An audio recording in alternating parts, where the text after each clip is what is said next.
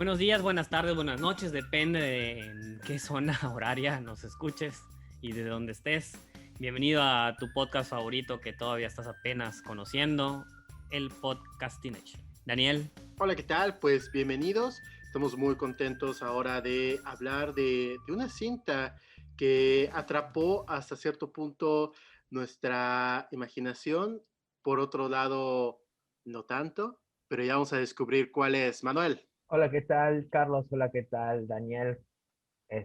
Pues sí, la verdad es que la película nos atrapa en cierto punto, pero no necesariamente. Nos vendió un recuerdo que no deja de poseer su productor. Ya con eso decimos algo. Ajá, ¿no? Entonces, digamos que la película en sí te atrapa simplemente si eres parte de cierto mercado o eres cierto tipo de persona, pero vamos a hablar un poquito más a detalle de eso. Daniel, si nos lees la sinopsis, podemos arrancar nuestra conversación. Y esta película es Mank, de David Fincher, estrenada ahora el 4 de diciembre de 2020 en la plataforma Netflix, cuya sinopsis es la siguiente. Dice así: una visita al Hollywood de los años 30 desde la mirada cínica y ácida del legendario guionista Herman J. Mankiewicz, mientras escribe contrarreloj El Ciudadano Kane. La realidad es que, a diferencia de los dos esfuerzos anteriores, uno de Netflix y uno de Neon, de llevarse, aunque no es tan relevante ya, pero el Oscar a Mejor Película, a diferencia de Roma, que expresaba una situación universal y completamente relatable, como dicen los críticos estadounidenses, ¿no? Que te hace identificarte con los personajes, las situaciones, el coming of age y todo lo que quieras. Y Parasite, que expresa una situación completamente no identificable, pero muy específica de una sociedad que cada vez más tiene relevancia en los medios. La que presumiblemente será nominada y ganadora a la mejor película de los Oscars 2021 es esta película. Entonces, a mí me gustaría empezar esta discusión, que prometemos será breve, con el supuesto que pueda alargar hasta donde se necesite. Sí. La presumible mejor película, Oscar a mejor película, tendrá una larga y tortuosa campaña, incluso más cansada de la que tuvo Marriage Story de la misma Netflix el año pasado, que se estrenó un día como hoy, hace un año. Porque Mank es una película muy cansada, muy específica y muy, como bien dice Manuel, targeteada a unos cuantos. No sé si esto va de la mano con la estrategia de Netflix. En mi muy particular opinión, ni un poco. ¿Disfruté la película? Sí. Es de mis directores favoritos, David Fincher, y lo continuará haciendo también. Pero no creí cansarme más con una película de Fincher que con Zodiac, y sin embargo, aquí estamos. Sí, la película en ese sentido es demasiado demandante, ¿no? No puedes voltear un momento, agarrar tus palomitas y tragarte una porque ya te perdiste tres mini tramas que pudieron haber sido una mejor película, creo yo. Sin caer en categoría de spoilers, digamos que Mank tiene una relación muy particular con una de las chicas que lo asiste, que es de origen alemán. Y me gustaría retomar este tema después por algo que vaya, el Hollywood de hoy está todavía entendiendo y Estados Unidos todavía está entendiendo en ese sentido. Pero a mí me hubiese gustado ver esa trama de estos dos personajes más allá que ver esta relación de Mank con todas estas personalidades de Hollywood y de Estados Unidos y de California en particular de la época, que la verdad es como que te pongan, vaya, como que te pongan en un contexto de México, te pongan, no sé, a un artista mexicano y ver su relación con Frida Kahlo, con todas estas personalidades de más o menos esta época, pero que a diferencia de lo que dice la sinopsis, pues Mank, legendario o relevante o una figura icónica, pues la verdad es que, pues no, la verdad es que no, ¿no? Y por eso creo que cuesta trabajo vincularse con él si no es a través de una historia muy humana, y aquí siento más que es una historia de un contexto más que de algo muy humano, ¿no? Sí, que se sostiene por la gran actuación de Gary Oldman, pero en sí realmente como bien mencionas, parecería que hay historias más interesantes alrededor de este personaje que tal vez el conflicto que él pueda tener, que realmente es prácticamente nulo, solamente se le asigna una tarea, que es escribir el guión de Ciudadano Kane, el cual cumple muy bien sin mayor obstáculo, ¿no? Simplemente se le reduce la cantidad de tiempo. Es más, prácticamente no lo vemos escribir. Y más bien la película se construye con una serie de flashbacks que nos va revelando como ciertas inquietudes personales, políticas que tiene el personaje, que de alguna manera justifican las estocadas que da a un personaje muy relevante de su época, William Random Hearst, a través del guión de Ciudadano Kane. Y uno de los problemas que tiene el pintar una película de esta manera es que el sistema de flashbacks que emplea David Fincher y su papá, que fue el guionista de la película, el que escribió el outline y que fue ampliamente modificado, es dicho outline y dicho producto final por el propio David, es que el construir por medio de flashbacks la personalidad y el contexto de un personaje no famoso o no célebre o no conocido por toda su audiencia, se vuelve no solo muy cansado, sino muy difícil de entender y muy difícil de seguir, cuando por medio de 8 o 10 flashbacks vas conociendo y llenando el rompecabezas, las piezas del rompecabezas de por qué es una persona como es y por qué logró escribir un guión sobre una persona que conoce, cuando desde el minuto uno ya operas con el supuesto de que conoce a William Randolph Hearst, que es la base de Charles Foster Kane. No necesito saber por qué llegó a la decisión de escribir este guión. Entonces, cuando extrapolas esto a una película de 2 horas 20 minutos, para el noveno flashback ya estás completamente convencido de por qué lo hizo y cómo lo hizo. No necesitas que te metan más el dedo a la llaga para poder entender más la motivación de Mank. Yo creo que hay una película mucho más interesante en el proceso de Herman Mankiewicz al escribir esta obra maestra, obra cumbre, que en la relación que tiene con una persona a todas luces que sabemos cómo era. Sí, que además no hay realmente como ninguna tensión, Ajá, porque, spoiler alert, sabemos que consigue escribir el guión porque sí. se hizo la película, ¿no? Sí. O sea, y que en ese sentido yo me pregunto, vaya, Netflix es una plataforma disponible para todos los públicos, ¿no? En sus televisores, dispositivos móviles. Y tú entras y aparece, ¿no? Número uno en tendencias, Mank. Sin embargo, es una película para todo público. Puedes ver Mank sin haber visto Ciudadano Kane. O es una película de acompañamiento, como un lado B de esta cinta de Wells. ¿O qué es Mank? Yo creo que a diferencia de lo que pueda pensar la gente de que es una historia del detrás de cámaras del Ciudadano Kane, del drama que hubo con el Ciudadano Kane, que realmente sí hubo un drama, ¿no? Y muy bueno, ¿no? Este, yo, al contrario, siento que si ves Ciudadano Kane, este, no vas a ver tanto esta relación con la película misma, ¿no? Es difícil ver cómo Fincher pone nada más ciertos elementos a lo largo de estas 2 horas y de repente te cambian lo que es el drama que está viendo Mank con otra o con otro conflicto que tiene que ver más con personajes históricos, pero la película simplemente queda ahí, ¿no? Como que, ah, mira, ¿sabes por qué estoy haciendo la película de este señor? Porque escribió esta película. Pero no necesariamente es algo que si no ves o si ves El Ciudadano ¿ok?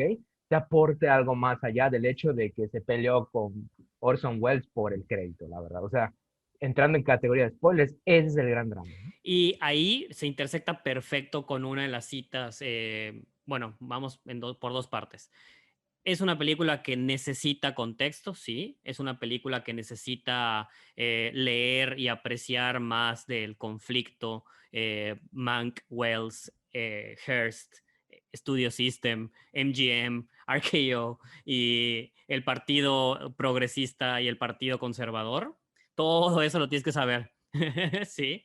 Eh, ok, ahí hay una tarea que hay que ver, que hay que hacer, perdón.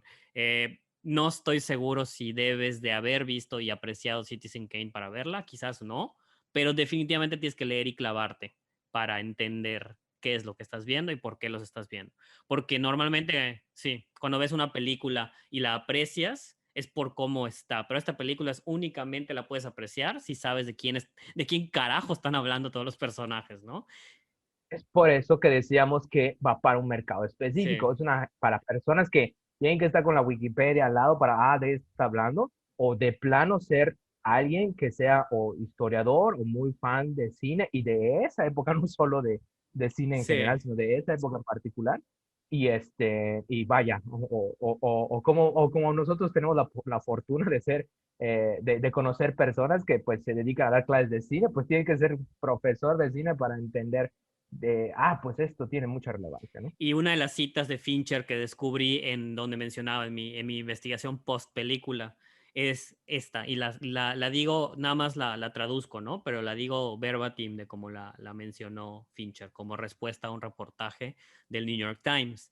Y dice, para Fincher el punto de Mank no era quién escribió qué, dijo a través de su representante, no era mi interés hacer una película sobre un arbitraje posterior a la muerte de ambos, sobre quién escribió la película y por qué, cuánto escribió uno, cuánto escribió otro. Más bien yo estaba interesado en hacer una película sobre un hombre que aceptó contractualmente no tomar crédito por un guión y que después, sin embargo, cambió su percepción de esto.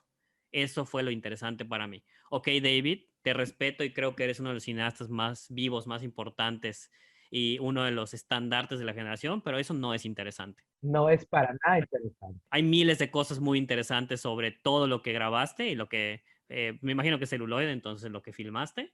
Pero esto, la idea de que un hombre que tenía 40 años de experiencia en cambiar su percepción de las cosas así, embriagarse, drogarse, ser adúltero, mentar madres en cenas, salirse, golpear gente y traicionar y vender a sus amigos durante todos los años de su vida, tanto que parecía un viejo a los 40 años, que haya hecho lo que ha hecho toda su vida, creo que es lo más lógico que iba a pasar. Es como esos chistes de resume una película en unas cuantas palabras. Mank, la historia de un hombre que se echa para atrás.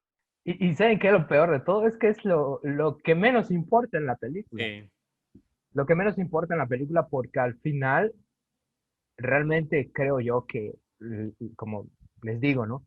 Las 6 mini películas que conforman Monk, eh, él nunca decide no encarar eso, ¿no? Entonces, así interesante no tiene mucho, ¿no? sí, Lo que sí tiene de relevancia o vaya, lo que pudo haber sido más interesante es ver cómo si tu arte es demasiado bueno, mereces sacrificar las amistades o las relaciones por él. Creo yo que esa es una historia más interesante, que al final del día es lo que realmente cuenta Fincher totalmente. cuando expone a una persona, a pesar de que Man diga que no es el personaje, es una caricatura de esa persona de la vida real. Que quería, que este señor quería con todo su corazón. Quería y valoraba, ¿no? Y entonces, yo creo que eso es más importante que acepto o no el crédito, no, yo creo que vale mi arte más que mis amistades y que y que vaya, estos contactos humanos. Sí, ¿Por qué? Porque, repito, él al final del día, en otra película que pudo haber contado Fincher, demuestra que sí le da importancia a las personas, ¿no? O realmente, y que realmente es el valor que al final del día nos puede vincular con Mank, porque realmente estaba comprometido con ayudar a la gente, con, ¿cómo se llama?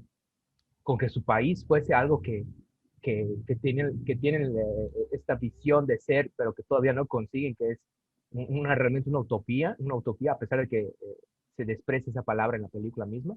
Entonces es eso, ¿no? Ese conflicto de mi arte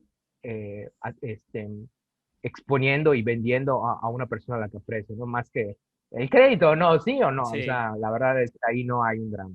Y fíjense que justamente ese drama de un hombre al que le piden realizar una labor de la cual luego se echa para atrás en los acuerdos y decide apropiarse del trabajo, inicia una serie de conflictos como unos litigios, ¿no? En donde se hace de enemigos y pierde amigos, ya la hizo Fincher y es la red social. Exacto, ¿no? Sí, y es mucho mejor película en todo sentido. Y me hubiera encantado, bueno, voy a postular algo que estoy seguro que hubiera sucedido si se hubiera estrenado hoy de Social Network. incluso si Facebook estuviera en la misma etapa casi 10 años, hubiera seguido estrenada en Netflix. Eso es un hecho. Entonces, se me hace extremadamente Sí, totalmente. interesante la intersección del Old Studio System que propone en Mank, Fincher, y el New Studio System. Como yo le digo, el Studio System is back, baby, con Netflix y Amazon, que a fin de cuentas ellos controlan, así como pueden vetar, así como MGM y el Partido Republicano quería vetar la salida de esta película. Netflix con un chasquido de los dedos puede evitar y censurar cualquier cosa que quiera porque tiene 15, 20, 30 millones de pantallas y de cines en la sala de cada casa de suscriptores. Pero nada más quiero hacer este comentario, ¿no? Qué curioso, ¿no? Porque a Roma no la querían como que nominar porque no se había proyectado en una pantalla de cine. Sí, Y bienvenido sea COVID para Netflix, porque ¿qué? ¿Qué quieres que te estrene? sí, Ok, ¿cómo nadie te va a ir crees? a ver porque, Claro, ok, adelante, ¿no? sí, Pero mi cine es el que va a pesar ahora sí. porque gracias al COVID tiene más relevancia si se estrena o no. Y la No ironía tiene relevancia, perdón, si se estrena o no en una sala de La cine, ¿no? ironía sería que al fin ganara Netflix mejor película con Mank, una película sobre Old Hollywood y el Old Studio L- System, sin salir en una sala de cine.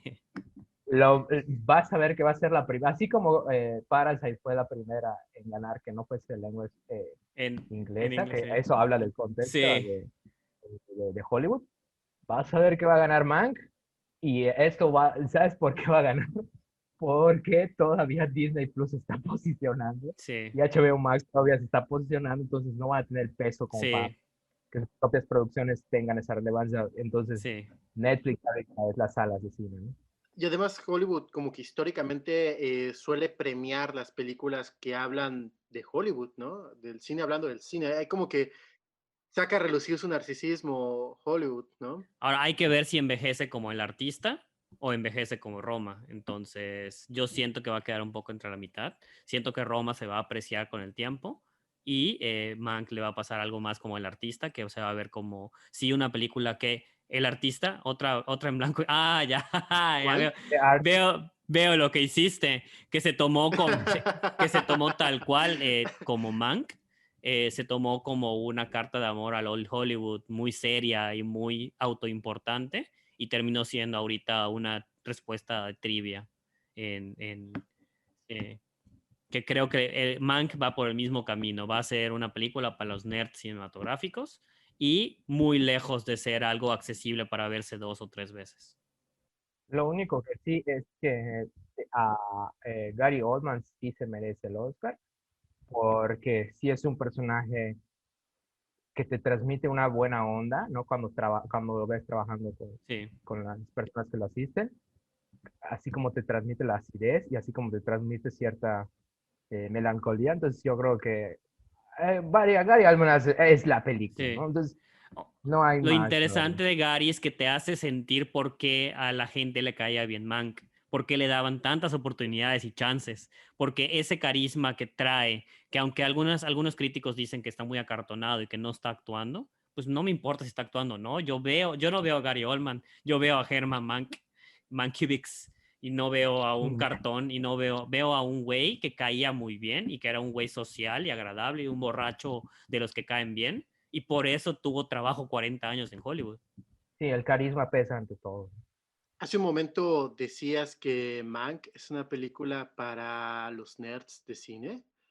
De pronto como que ya se hizo también hace unos años una película para otro tipo de nerds. ¿Será entonces que Mank es qué película, Manuel? Es el Ready Player One de los cinéfilos hardcore o historiadores de cine, la verdad, porque es estar con la trivia, ¿no? Es una película compuesta de trivias. Y mira, Sí, aquí está Chaplin, pero no te digo que es Chaplin. Y aquí está Louis B. Mayer, pero si no sabes quién es Louis B. Mayer y que básicamente en todas las películas modernas en donde lo retratan lo ponen como un imbécil, es un no, imbécil, y ¿no? aparte le Y dicen ese es LB durante toda la película, ni siquiera sabes que es Mayer, si no el... es pendiente de que el actor es Arliss, ¿no? Pero LB, ¿quién era LB? Ah, Mayer, ya. Ah, Elvin Mayer. Sí, Entonces, hay unas ciertas ahí como que cosas que de plano tienes que tener tu libro de historia de cine sí. a la mano. El de George Adul. El grandote de la Biblia. Y no, la verdad es que eso es lo que hace pesada la película. Eso es lo que le hace un poquito, voy a usar la palabra, pues, ni modo, pretenciosa, Sí, porque sí es. se asume que no sabes, es una película snob, se va a dirigir a cierto mercado, ¿no? Y lo curioso es que cuando entra a Netflix, ¿no? La imagen promocional o el cartel digital, si lo quieren ver así, es Gary Oldman encima de una mesa, así como si fuese la fiesta y la conga y todos lo están viendo. Entonces piensas que es como Ed Wood, ¿no? Sí, O que va a ser una película como Ed Wood. Y pues sí. no es Ed Wood, lo siento mucho. Sí, no es una aventura. Daniel mencionaba que es una película muy similar, más bien, el trayecto de esta película, el antes y después, es relativamente similar a lo que le pasó a Fincher al desarrollar Social Network. Y sí hay un paralelismo importante. Yo creo que Social Network es una película superior a Citizen Kane. ¿Qué? ¿Cómo? Blasfemia. Hot take, toma nuclear. No, pero la realidad es que no. Ubican el concepto de la inflación. La inflación no es lo mismo un dólar en 1940 que un dólar en 2020, ¿no? Pero yo siento que si consideras todo lo que ha sucedido y todos los años que han pasado, la experiencia que hemos tenido como mundo y el tema en particular que estaban enfocados Orson Welles y David Fincher en sus respectivos subjects, uno Wendell Randolph Hearst y el otro Mark Zuckerberg, siento que Fincher hace un mejor trabajo con su material de fuente que el propio Orson Welles y Mankiewicz con la historia de un magnate que ya estaba en la lona cuando le tiran más. Ubican el refrán, ¿no? De golpear a un caballo muerto. Siento que Citizen Kane es, sí, quizás la película más importante y la mejor película de la historia, pero era golpear a un caballo muerto. Curiosamente ya no Mm. es. Ahora es Vértigo. Bueno, qué bueno, porque Vértigo sí es un ride.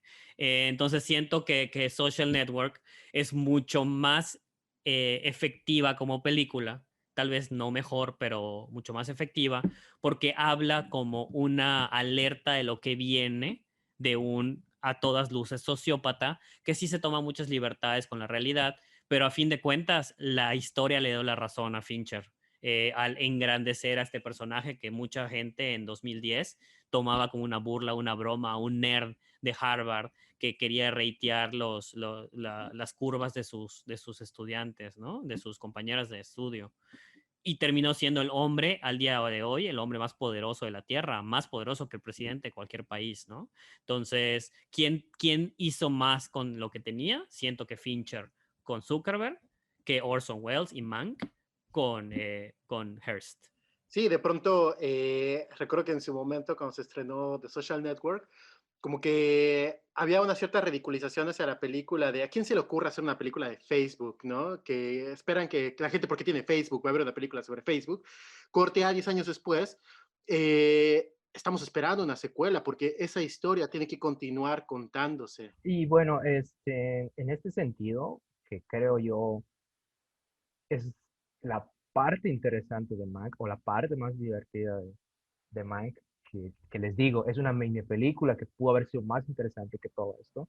Claro. Ver este preámbulo de lo que ahora son las fake news Sí, transmitidas a través de Facebook y cómo sí, antes Hollywood era básicamente nuestro Facebook, nos claro. transmitía estas fake news cuando vemos cómo Mike pues supervisa o le piden una observación sobre lo que está haciendo un compañero, que es crear o manipular ciertas Sí, era eh, básicamente un videos. deepfake.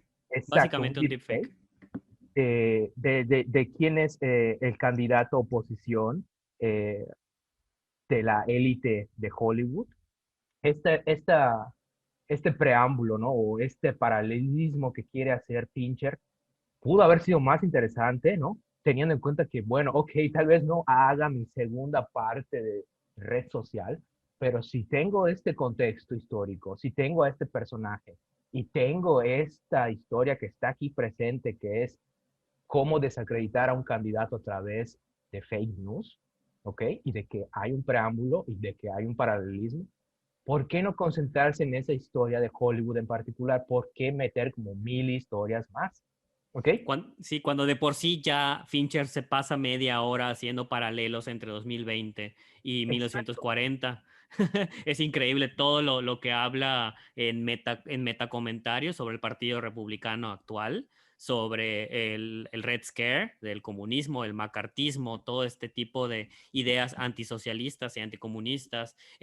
Básicamente, Upton Sinclair, el candidato progresista pseudo comunista, era un tipo Bernie Sanders de la época, un reformista socialista, pero de políticas socialistas, no comunistas. Pero ojo, Sí, un verdadero, antes que todo eso, era un sí, verdadero intelectual literario, ¿no? Era sí, un sí, gran sí, novelista que siempre produjo discursos sí. Y que respetado por Hollywood antes de que lo sí, odiaran. antes de que dijera, ah, ¿cómo? O sea, no se trata de Sí. hacer solo dinero. Ok, va. Y creo que es la escena más poderosa de Mank cuando hacen, para el que ya la vio, cuando escuche esto, cuando hace el discurso sobre el gran reveal, sobre lo que pensaba Upton Sinclair sobre el propio Hearst y cómo Hearst era un héroe socialista antes de convertirse en este ultraconservador. Entonces hay mucho de qué hablar ahí y no lo toca Fincher y me molesta. Ojo, o sea, es otra vez el paralelismo con Zuckerberg, porque ¿qué decíamos antes de las redes sociales? Que iban a venir, que íbamos a tener una democracia más profunda, porque el intercambio de ideas, Y la primavera árabe, sí, ajá, y la primavera, mira cómo Facebook cambió al mundo árabe, y sí, al revés, ¿no? Ahora es el motor fascista. es el principal enemigo de la democracia, ¿no? Entonces, es de nuevo cuentas este paralelismo, ¿no? Y bueno, nada más quería retomar de nuevo la idea que había mencionado al inicio de que tiene una relación con su, su, con su con asistente. su asistente de origen Ujú. alemán. Y les digo, ¿por qué para mí hubiera sido una mejor película esto? Porque, ojo, la chica en dos frases ya te cuenta algo que si no pones atención, te digo, si te volteas a ver la palomita, te perdiste otra película, ¿no? Este, dice, él escribió una historia de nazis que ningún estudio quiere hacer y en Alemania desprecian sus películas. ¿Qué significa esto? Que el personaje de Mank o el ideal de lo que quiere que sea Hollywood, que David Fincher quiere que sea Hollywood y lo hace a través de este personaje, es alguien que retrata la realidad. O sea, no en Estados Unidos, ¿qué se pensaba de esa época? A Hitler lo apoyan 500 millones de alemanes, cuando en realidad es que no. Y esa es la película que no querían hacer los estudios de Hollywood, ¿no? Retratar a gente como el asistente que tiene que huir de Alemania porque no está obviamente de acuerdo con lo que pasa en su país y que tiene que sufrir a través de esto, ¿no? Y vemos a un Hollywood, vaya, citando o haciendo este paralelismo con la gran filósofa intelectual Vanessa Hudgens, ¿no? De que eventualmente nos vamos a morir, de que no...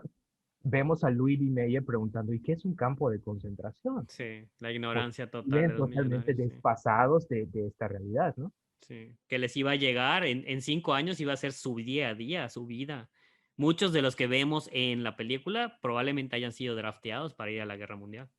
Y es un poco, vaya, les digo, esta historia pudo haber sido un poco más profunda porque sin caer en estas teorías de cómo se llama, de, de conspiratorias ni de nada de Sí, esto, pero Fincher, bajita la mano, nos dice que los grandes estudios de Hollywood, dirigidos por estas personas de origen judío, sí, vivían también alejados de esta realidad, ¿no?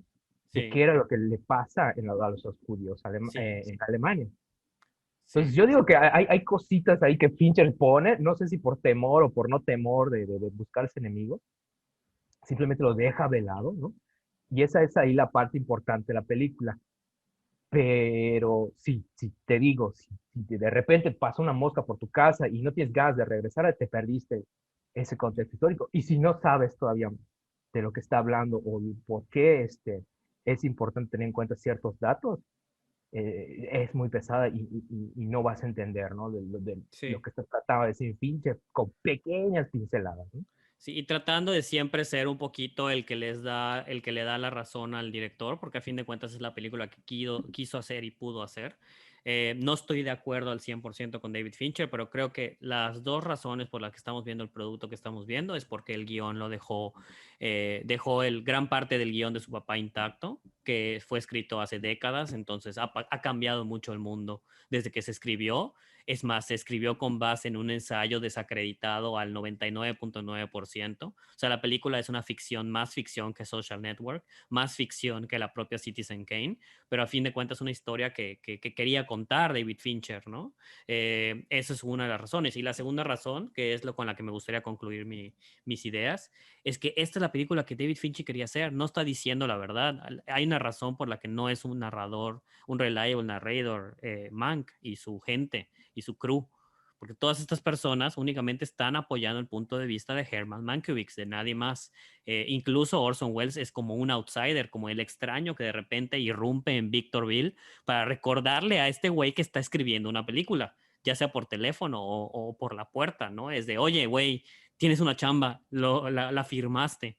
Entonces creo que ahí, y eso es tema para un podcast mucho más largo, no para este episodio, pero algún día hablaremos de por qué Fincher usa mucho a él mismo y a sus personajes como proxies de sus obsesiones, ¿no? Lo hace en Social Network, lo hace en Zodiac, lo hace en Fight Club, lo hace en casi todas las películas que él ha tenido el gusto de llevar y de desarrollar, ¿no? Entonces, creo que no es un problema, así como dicen, no es un feature, no es un bug, es un feature del cine de Fincher. Y creo que una de las cosas que intentó hacer en Mank es retratar su propia obsesión con el detalle y de aterrizar estas ideas de el tormento del autor comprometido con su objeto, ¿no? Y de cómo el cine es un calvario y no es un proceso creativo en el que te sientas en una MacBook a escribir un guión, ¿no? Entonces, creo que él se está autotorturando como autor que se ve a sí mismo, incluso más allá que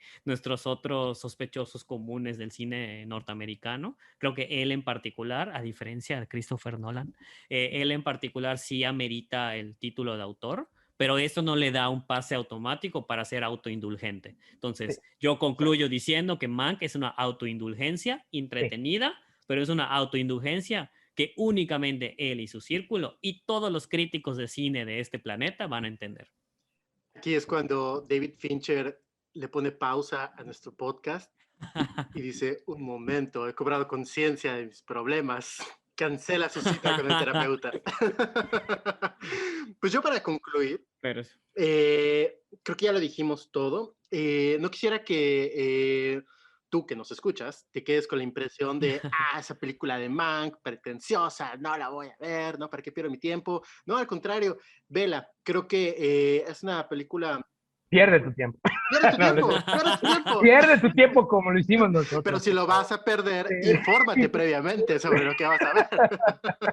no es como si en una pandemia global tuviéramos muchas cosas que hacer, O así sea, que... mira, yo lo que hice, yo lo que le decía a un amigo, hice mi combo. Vi Mank, ok, ya vi esta madre, ok, necesito algo. Y por suerte Netflix puso Mad Max Fury Road, que para mí es el cine. La vi, la disfruté y dije, huevo, huevo, vamos a, y a que en paz pensar un poco, descanse, y que en paz para que descanse descanse. Immortal Joe. Sí, Mortal Joe y Viva Sí, Furiosa. Entonces, para mí eso sí es sí, cine. Mank es más como una tarea de historia. Ok, ya. correcto. Y para concluir mi parte, qué gran soundtrack de Trent Reznor y Atticus Ross. La cuarta colaboración que tienen con Fincher, que seguramente les va a llevar de nueva cuenta a obtener otro Oscar, porque fueron de ganar el Oscar por hacer un soundtrack lleno de sintetizadores con la red social. Sí. Y ahora es muy probable que dos artistas que durante más de 30 años se han caracterizado por estos sonidos, ¿no?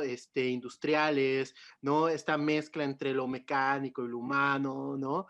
Y un sonido Sí. sumamente agresivo, de pronto hacen como una música de época, orquestal, ¿no? Con unos sonidos ahí de jazz muy, muy, muy rítmicos, muy buenos, y que se pusieron precisamente como meta a eso, ¿no? Vamos a musicalizar esta cinta solo con los instrumentos que había en la época. Sin duda lo consiguen y pues creo que hoy por hoy es la dupla, una de las duplas más interesantes en el ámbito musical, en las películas en Hollywood, ¿no? Yo me arriesgaría a decir que van a recibir doble nominación, tanto por Mank como por Soul. Entonces, los veo más que como un lock para ganar su segundo Oscar, después del Emmy de Watchmen también. Ujú. Entonces, creo que vienen momentos muy emocionantes para los fans de Nine Inch Nails y de este par de genios. Pero creo, según lo que he podido escuchar y comparando soundtracks, sin haber visto Soul, pero ya habiendo escuchado su música, creo que se lo va a llevar Soul por la reinterpretación de, de clásicos al estilo Atticus Ross y Trent Reznor. Entonces ya veremos qué nos depara el futuro. Haciendo una ¿cómo se dice cuando paráfrasis? Ujú. Paráfrasis de John Williams, dice, si la película falla no es culpa de Trent Reznor ni de Atticus Ross, ¿eh? O sea, es por otras cosas, ellos sí cumplen, ellos sí hacen su Sí, chamba, ellos sí entregan, es ¿no? O sea, correcto. el problema nunca va a ser ellos dos, así como el problema nunca va a ser John Williams, ¿no? Entonces, Y sí hay mucha razón en eso. sí, entonces, bueno, son los John Williams de esta generación.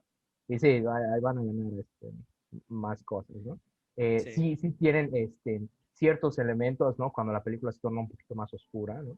De vuelta a sus sonidos originales, sí, ¿no? A sus sonidos un poquito Atmosféricos. eh, más atmosféricos. así es. Pero sí, de repente y esto es música de Trent Reznor, y estás escuchando el Big Bang, ¿no? Así como de, Sí, se nos olvida el qué swing. onda, ¿no? Y ajá, Sí, así como, y te quedas así, wow, qué padre, ¿no? Qué sí. Pues una excelente película, a pesar de todo lo que dijimos. Sí es una excelente Eso es película. horrible. No nos No, hagan caso, ¿no? sí quiero dejar en claro que es una... Parecemos IGN, descartamos el videojuego y luego 9 de 10. O sea, No, sí quiero dejar muy en claro que nuestra opinión general es que es una muy buena película. Simplemente es una película autoindulgente, en mi opinión. Es una sí, película que es para unos cuantos. Sí, Sin embargo, si estás en contexto, te va a fascinar. Entonces, sí. léete el contexto si quieres echártela O sea, antes. el contexto es una bola de idiotas como nosotros tres que nos gusta mucho el cine. Entonces, ese es el contexto. sí, tal vez sea la película más difícil de Fincher, ¿no? Sí, sí, Para disfrutar, porque yo sí, no diría que es una película de entretenimiento para pasar el rato, como si lo puede ser a lo mejor la chica del dragón tatuado, que te atrapa sí. y tienes la atención y estás resolviendo un crimen junto con los personajes, este, o la red social, ¿no? ¿Qué va a pasar con todo esto? O Seven, que es tu película. Ajá. Eh, Sí, Creo que sí es más bien un vistazo, ¿no? A un Hollywood de otra época, otra forma de hacer cine, que sin embargo sigue haciendo eco con hoy, y que es una película que ves si te estás formando en el cine, más que una tarde de películas, realmente. No la esperen en Canal 5. O sea. sí, y ahí es donde choco con la idea de que esté en Netflix. Cuando entro a Netflix busco escapismo, no busco perderme en un rabbit Sí, hole siento que debería estar en Hollywood. HBO más bien, ¿no? Se siente más así. Sí es una película mucho más prestige. Pues esto ha sido todo, te agradecemos el habernos acompañado, esperamos que esta charla te anime no solo a ver la cinta que hemos comentado, Mank en este caso, por si no quedó claro, sino que te lleve también a otras películas, porque nada mejor que ver una cinta que te lleve a otras y a su vez te lleve a buenas conversaciones con amigos, con extraños en internet, con los cuales te pones a discutir sobre si tal película es buena o no, pero al final del día nos lleva a pasar un buen rato juntos, hablando de lo que más nos gusta, que en este caso es el cine. Quédate con nosotros para que la próxima semana hagamos una rendición de War of the Worlds con Orson Welles. Mi nombre es Daniel, me despido, muchísimas gracias. Yo soy Carlos, muchas gracias por tu tiempo y por quedarte con nosotros. Muchas gracias a todos. Mi nombre es Manuel Campo y gracias por escuchar.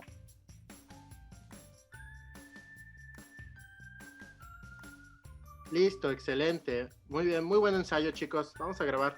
Sí.